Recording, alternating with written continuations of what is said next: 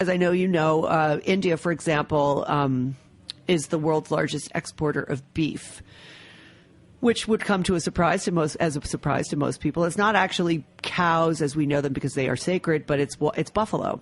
China has invested enormously in industrial production for meat. And the thing is that, a lot of countries like that see meat not only as something that they really need nutritionally. For example, in India, the government actively promotes people to eat more meat because of the widespread hunger issues and malnutrition there.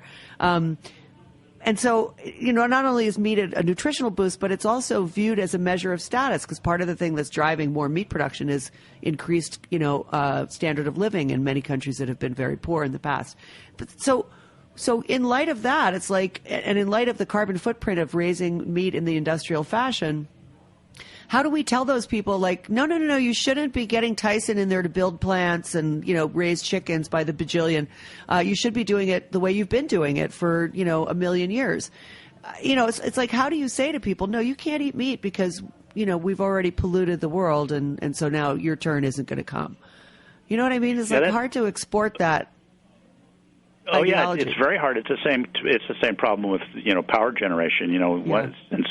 Since we burn so much carbon fuel and kind of help destroy the atmosphere, it's very condescending for us to say to them, well, no, you can't do that because we did that. But I think with meat production, for me, I'd say learn from our mistakes, because if you look at so many of our health problems.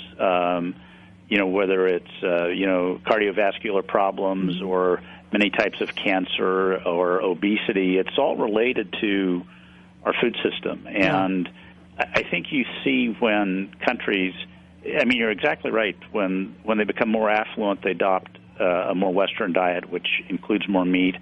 And there you see their health problems are becoming similar to ours. Saudi Arabia has an obesity problem.